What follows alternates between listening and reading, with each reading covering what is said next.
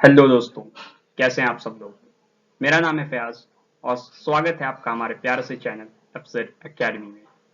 आज की इस वीडियो में हम लोग क्लास 10th बायोलॉजी के first chapter the life process के बारे में बात करेंगे। लाइफ प्रोसेस शुरू करने से पहले एक क्वेश्चन आता है, हाउ ऑर्गेनिज्म सर्वाइव। सर्वाइवल कैसे होती है ऑर्गेनिज्म की, इसका ही आंसर है लाइफ प्रोसेस। तो सर्वाइवल ऑर्गेनिज्म की तब होती है जब बेसिक लाइफ प्रोसेसेस जो उनके बॉडी में होने चाहिए वो पूरे होते हैं। जिन बेसिक लाइफ प्रोसेसेस को हमें यहां पर पढ़ना है उनमें से ये चार हैं। पहले है न्यूट्रिशन, दूसरे हैं रेस्पिरेशन, तीसरा ट्रांसपोर्टेशन और चौथा एक्सक्रीशन।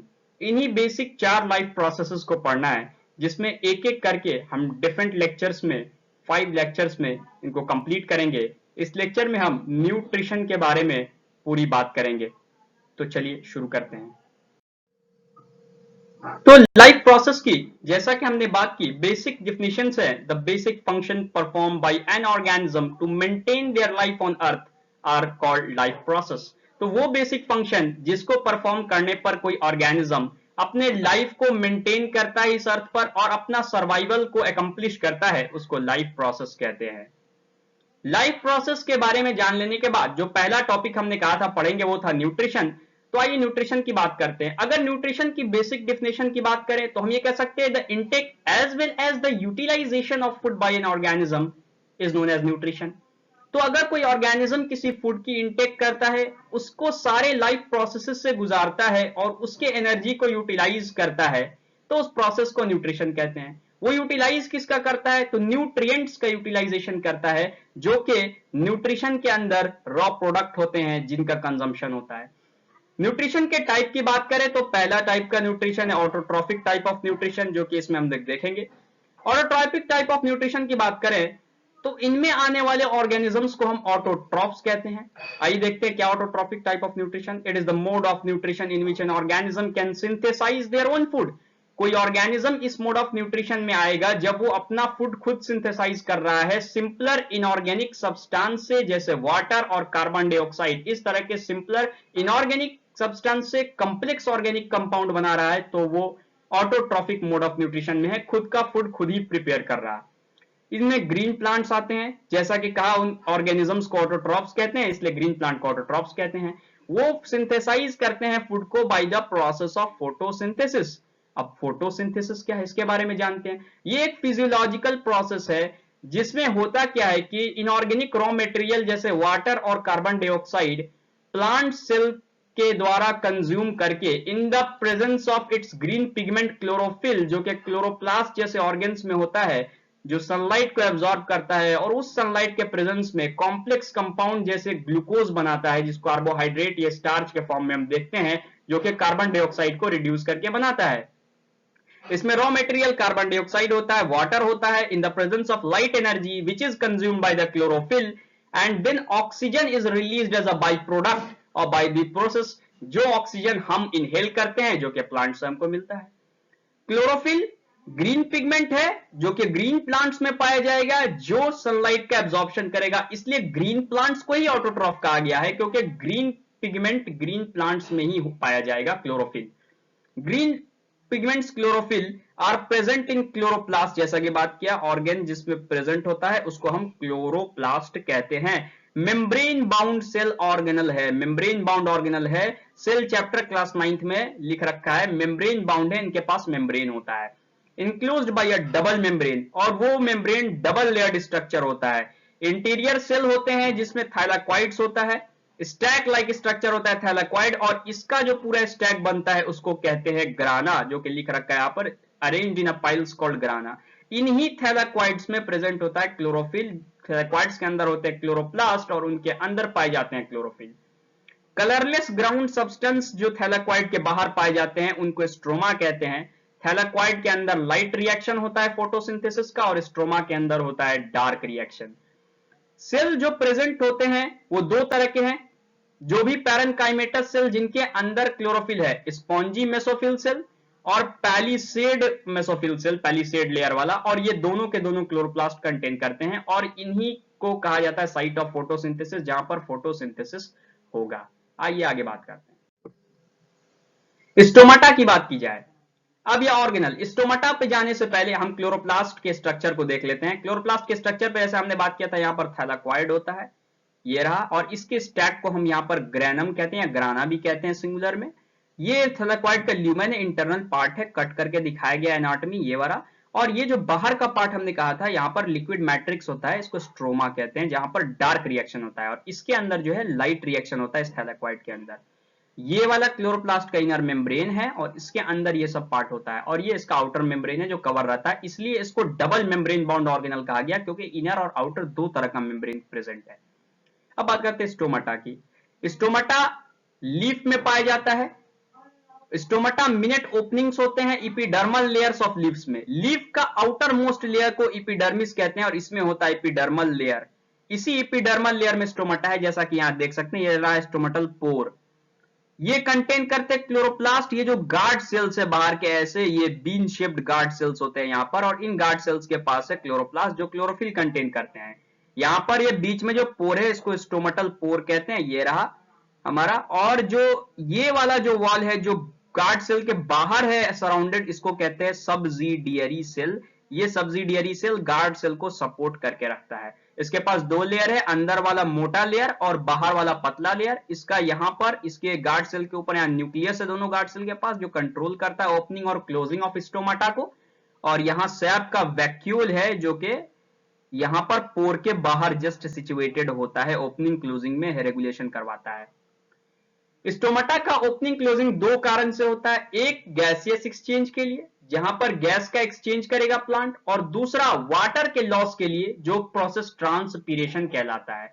गैसियस एक्सचेंज जैसा कि हम लोग में ब्रीदिंग होता है, उसी तरह प्लांट में भी होता है, और यहां पर ट्रांसपीरेशन जब एक्सेस वाटर हो जाता है तो उसका लॉस के लिए कहते हैं।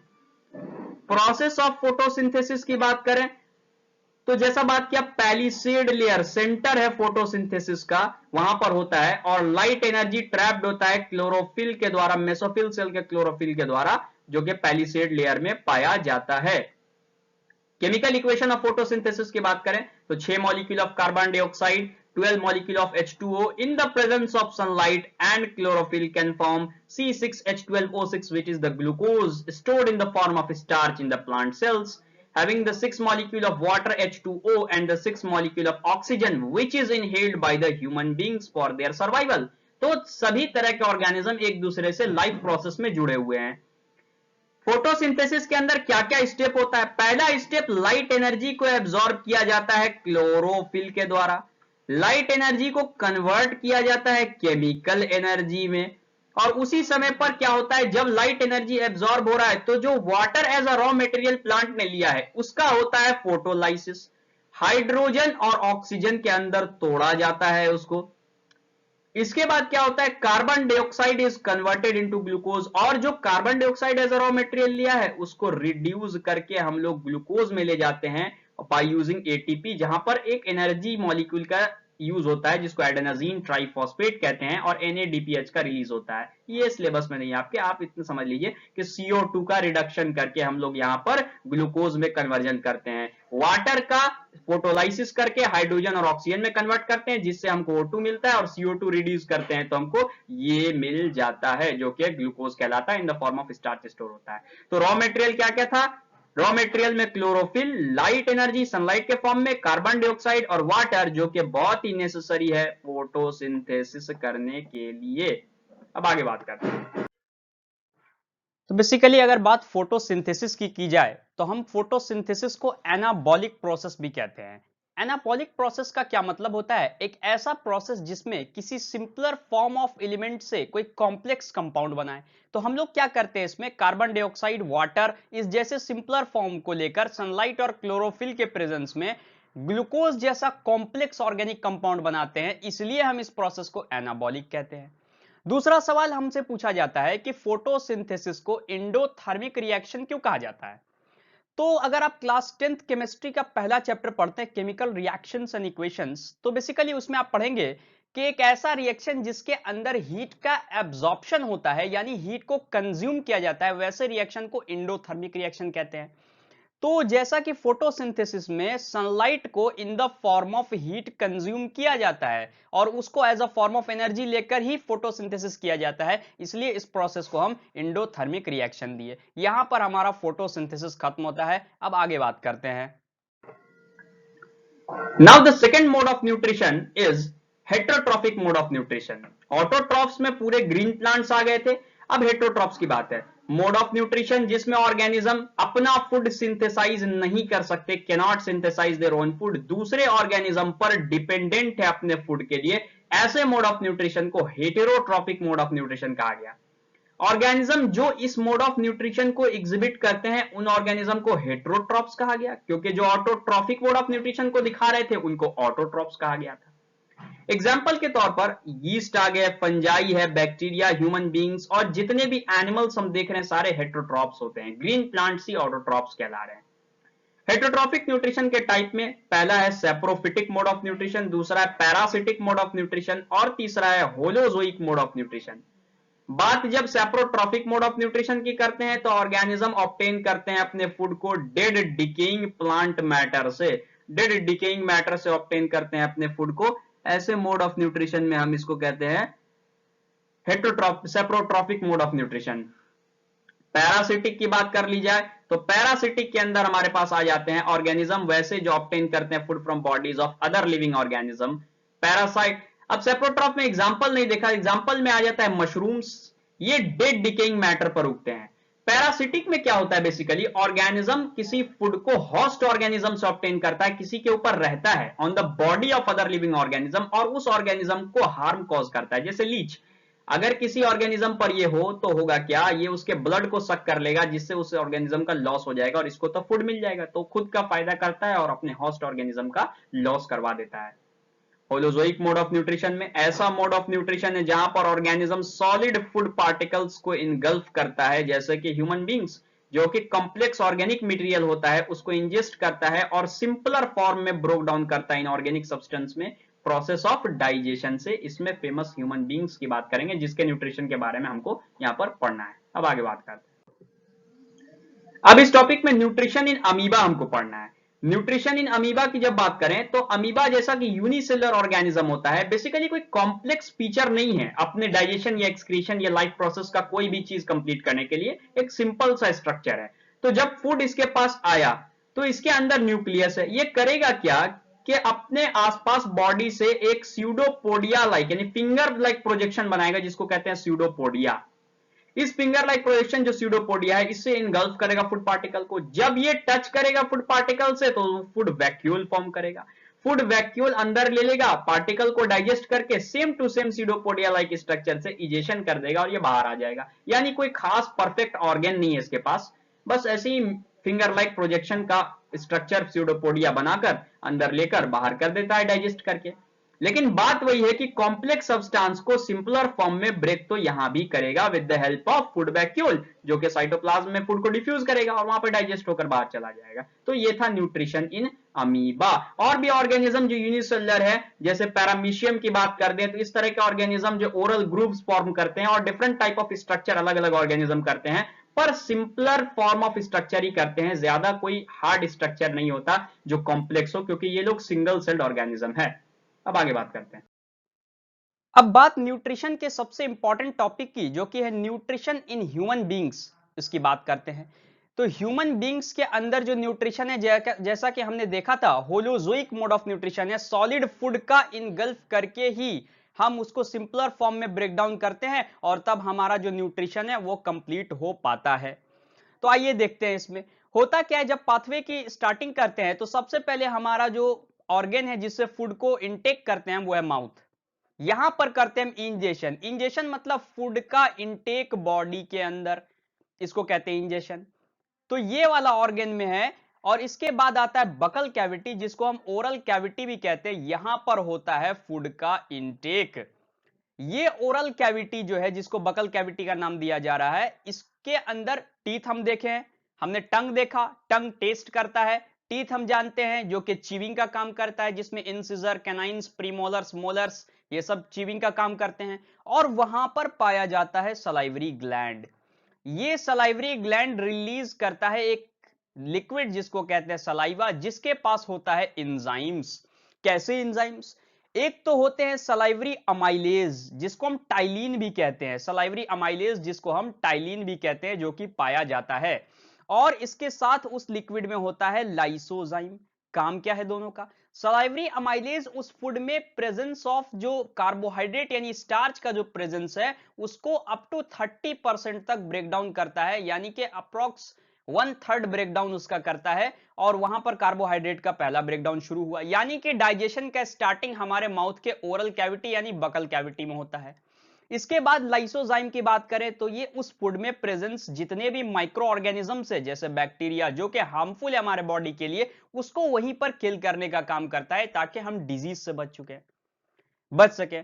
अब इसके बाद जब फूड पूरा मिक्स हो चुका है सलाइवा के साथ, टंग से टेस्ट हो चुका और टीथ से च्यू हो चुका, तो अब फूड एक गोल शेप ले लेता है जिसको कहते हैं बोलस। बोलस हो जाता है फूड, एक गोल शेप हो जाता है। इसके बाद फूड इंटर करता है फेरिंग्स में। फेरिंग्स क्या है? तो एक कॉमन पैसेज है फूड और एयर दोनों के लिए, यानी यहां से फूड भी पास करेगा डाइजेशन के दौरान और एयर भी पास करेगा जब ब्रीदिंग और रेस्पिरेशन पढ़ेंगे तब इस चीज को हम पढ़ेंगे। ये रहा हमारा फेरिंग्स वाला पोर्शन जहां से फूड और एयर दोनों पास करता है, ये वाला रीजन जो नीचे जा रहा। इसके बाद जो इंटर करता है फूड वो है ओसोफेगस जिसको फूड पाइप कहते हैं, जहां पर फूड की एंट्री होती है यहां से नीचे। ये वाला जो पार्ट है यहां से नीचे फूड की एंट्री होती है ओसोफेगस में, यहां नीचे। और यहां पर होता है रिदमिक मूवमेंट, रिदमिक टाइप का मूवमेंट होता है जिसको पेरिस्टाल्सिस मूवमेंट कहते हैं। वो मूवमेंट होते हुए जाता है जे शेप्ड स्टोमक में, यहां पर स्टोमक में जाता है।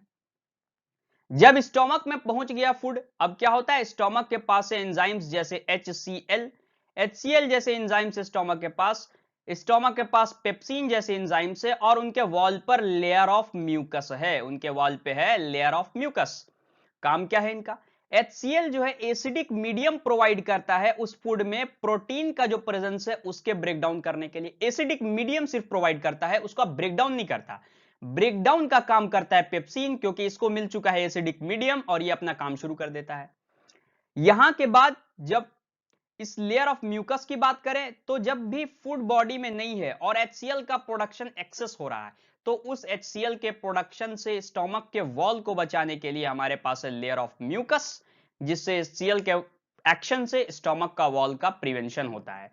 यहां पर जब फूड का पार्शियल डाइजेशन हो चुका है, अब वो फूड नीचे उतरेगा स्मॉल इंटेस्टाइन में, यहां से जाएगा, ये जो लॉन्गर पोर्शन, ये सब जो हम देख रहे हैं, ये सब जो पार्ट है इसमें आता है। इसके 3 पार्ट होते हैं, एक को कहते हैं ड्यूडेनम, एक को कहते हैं जेजिनम और एक को कहते हैं इलियम। ये लॉन्गेस्ट पार्ट है ये बीच वाला जेजिनम, और ये हाईली क्वाइल्ड होता है ये इलियम लास्ट वाला। और ये रहा हमारा ड्यूडेनम जिसके पास हमें देखने को मिलता है वर्मी फॉर्म अपेंडिक्स। इसके बाद बात करते हैं हम, इसके बाद फूड जो है नीचे जाता है स्मॉल इंटेस्टाइन में, यहां पर होता है कंप्लीट डाइजेशन, यानी जो बचा हुआ फूड है उसका पूरा कंप्लीट डाइजेशन होगा, चाहे उसमें जैसे भी न्यूट्रिएंट हो, कार्बोहाइड्रेट हो, प्रोटीन्स हो, फैट्स हो, सबका ब्रेकडाउन इसी जगह पर होगा। कैसे होगा? तो जो ऑर्गेन्स है वो अपना इंजाइम छोड़ेंगे, जैसे ऑर्गेन्स लाइक पैनक्रियाज, ये छोड़ेगा पैनक्रेटिक अमाइलेज, ये छोड़ेगा पैनक्रेटिक लाइपेज, और साथ में ये एक और एंजाइम छोड़ता है जिसको कहते हैं ट्रिप्सिन। ये एक और एंजाइम छोड़ता है जिसको कहते हैं ट्रिप्सिन। होता क्या है? इसके बाद लीवर जो है वो अपना बाइल जूस छोड़ता है जो कि गॉल ब्लैडर में स्टोर्ड होता है, आप पहले पढ़ चुके होंगे। ये रहा हमारा लीवर जो कि बाइल जूस छोड़ता है यहां पर, ये वाला। और हमारा जो पैनक्रियाज है ये स्टोमक के नीचे, ये पीछे में होता है यहां पर, इस जगह पर, यहां पर ये वाला जो रीजन है, ये पीछे वाला जो रीजन है इसके, यहां पर होता है पैनक्रियाज। यह एंजाइम छोड़ने के बाद क्या क्या ब्रेकडाउन होता है वो देखते हैं। तो स्टोमक के अंदर जो पेप्सिन छोड़ा था तो हमने बात किया था प्रोटीन्स का ब्रेकडाउन होता है और उसको एसिडिक मीडियम HCl प्रोवाइड करता है और प्रोटीन टूटता है पेप्टॉन्स और प्रोटियोसिस में। यहां पर जो पैनक्रियाज है उसका जो ट्रिप्सिन एंजाइम है वो भी प्रोटीन्स को ही तोड़ता है पेप्टॉन्स और प्रोटियोसिस में। दूसरी बात, स्टार्च का ब्रेकडाउन पहली बार जो एंजाइम किया था उसका नाम था सलाइवरी अमाइलेज, और अमाइलेज नाम के जितने भी एंजाइम है जैसे पैनक्रेटिक अमाइलेज, ये दोनों के दोनों स्टार्च को ही सिंपल फॉर्म में जैसे मोनोसैकेराइड्स और माल्टोज जैसे फॉर्म में ब्रेकडाउन करने का काम करते हैं। इसके बाद बात जब लीवर की कर रहे हैं, बात जब पैनक्रियाटिक लाइपेज की कर रहे हैं, तो ये दोनों का दोनों फैट्स का ब्रेकडाउन करता है। लाइपेज नाम के एंजाइम जो होते हैं वो फैट का ब्रेकडाउन करते हैं और ये फैट को फैटी एसिड और ग्लिसरॉल में तोड़ेंगे। फैटी एसिड और ग्लिसरॉल में तोड़ेंगे और इस प्रोसेस को कहते हैं हम इमल्सिफिकेशन। तो ये क्वेश्चन आता है व्हाट इज इमल्सिफिकेशन? तो breakdown of fat into fatty acid and glycerol by the action of bile juice from the liver and the pancreatic lipase from the pancreas is known as emulsification. ये जो पूरा का पूरा emulsify हो चुका है, अब जब इमल्सिफाई हो चुका है, सारा ब्रेकडाउन हो चुका है, अब होगा क्या? अब स्मॉल इंटेस्टाइन के पास है फिंगर लाइक प्रोजेक्शन, क्योंकि कंप्लीट डाइजेशन हो चुका है हर तरह के फूड का। ये फिंगर लाइक प्रोजेक्शन कहलाता है विलाई, जो कि इंक्रीज करता है स्मॉल इंटेस्टाइन के सरफेस एरिया को, ताकि वो डाइजेस्टेड फूड को एब्जॉर्ब किया जा सके, उस फूड को एब्जॉर्प्शन करेंगे। जब एब्जॉर्ब कर लिए, अब यहां पर आएगा बॉडी से ब्लड फ्लूइड। ब्लड क्योंकि कनेक्टिव टिश्यू है, डिफरेंट ऑर्गन्स को लिंक करता है, तो वो हर ऑर्गन तक फूड के डाइजेस्टेड फूड को पहुंचाता है। ये करेगा काम एसिमिलेशन का, यानी बांटने का काम करेगा, उस डाइजेस्टेड फूड को हर ऑर्गन तक पहुंचाएगा, इसलिए इसको हम कनेक्टिव टिश्यू कहते हैं। एक ऑर्गन को दूसरे ऑर्गन से लिंक करता है। इसके बाद जो बचा हुआ कंपोनेंट रह गया है वो लार्ज इंटेस्टाइन में जाएगा स्मॉल इंटेस्टाइन के बाद। इसमें बच गया जैसे वाटर, सॉल्ट और कुछ दवाइयां, ड्रग्स, अल्कोहल्स जो हम लेते हैं, वो सारा एब्जॉर्प्शन यहां पर होता है, लार्ज इंटेस्टाइन में होता है। यहां पर एब्जॉर्प्शन होने के बाद बचा हुआ वेस्ट प्रोडक्ट जाएगा रेक्टम में, और यहां से एनस के थ्रू हमारा जो प्रोसेस होता है उसको कहते हैं इजेशन, यानी बॉडी से बाहर इसका रिमूवल। फर्स्ट प्रोसेस हुआ था इसमें न्यूट्रिशन इन ह्यूमन बींग्स में इंजेशन, माउथ में इंटेक करना। दूसरा प्रोसेस डाइजेशन, माउथ में बकल कैविटी में शुरू होता है स्टार्च के डाइजेशन से और खत्म होता है स्मॉल इंटेस्टाइन में, जहां पर होता है कंप्लीट डाइजेशन। तो सेकंड प्रोसेस खत्म होता है यहां पर स्मॉल इंटेस्टाइन में, इसका नाम दिए हम डाइजेशन। थर्ड प्रोसेस क्या हुआ? डाइजेस्ट कर लिया, अब एब्जॉर्ब करना है, ये स्मॉल इंटेस्टाइन का फिंगर लाइक प्रोजेक्शन विलाई करता है, ये हो गया एब्जॉर्प्शन। फोर्थ कौन सा काम करता है? फोर्थ वाला पार्ट होता है एसिमिलेशन, जो काम ब्लड करता है, सब ऑर्गन को कनेक्ट करता है, इसलिए कनेक्टिव टिश्यू कहते हैं। और फिफ्थ पार्ट इजेशन, हमारा रेक्टम से एनस में पास होता है और यहां से इजेस्ट होता है। 5 प्रोसेस में हमारा न्यूट्रिशन इन ह्यूमन बींग्स जो है कंप्लीट हो जाता है। ये रहा हमारा लार्ज इंटेस्टाइन। स्मॉल इंटेस्टाइन का फूड यहीं पे आता है, यहां से गया एनस, ये रेक्टम, रेक्टम से एनस में जाकर इजेस्ट हो जाएगा बाहर की तरफ। तो ये पोर्शन यहाँ पर खत्म होता है न्यूट्रिशन इन ह्यूमन बींग। इसमें आगे देखा जा सकता है, जैसे आप यहां देख सकते हैं एलिमेंट्री कनाल जो है हमारा, जैसा कि हमने बताया, माउथ से एनस तक एक्सटेंड करता है। दूसरी बात, च्यूड जो फूड है, दांत से चिवाया गया है, उसको सलाइवा के साथ मिक्सिंग करते हैं टंग और टीथ के मदद से। इसके बाद सलाइवा जो कंटेन करता है सलाइवरी अमाइलेज, स्टार्च पर एक्ट करता है। और saliva secrete 3 pairs of salivary gland है इसके पास। हमें जानना है कि सलाइवरा कौन सा इंजाइम सिक्रीट करता है। तो एंजाइम सिक्रीट करता है सलाइवरी अमाइलेज और साथ में लाइसोजाइम भी होता है। एक का काम स्टार्च का ब्रेकडाउन और एक का काम बैक्टीरिया का किलिंग, यानी माइक्रो ऑर्गेनिज्म को खत्म करना, जो कि हमारे लिए हार्मफुल है, जो डिजीज कॉज करेंगे।